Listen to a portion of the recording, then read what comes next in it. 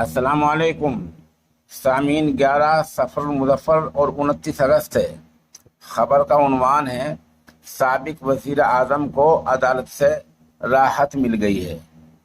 पाकिस्तान के साबिक वज़ीर आज़म इमरान खान को तोशा खाने मामले में इस्लामाबाद हाई कोर्ट ने बड़ी राहत देते हुए राही के आदेश दिए हैं।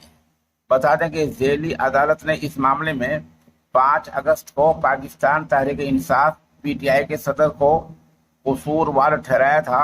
साथ ही इमरान खान को 3 साल जेल की सजा सुनाई गई थी। इसके बाद से ही पाकिस्तान के साबिक वज़ीर आज़म जेल में हैं।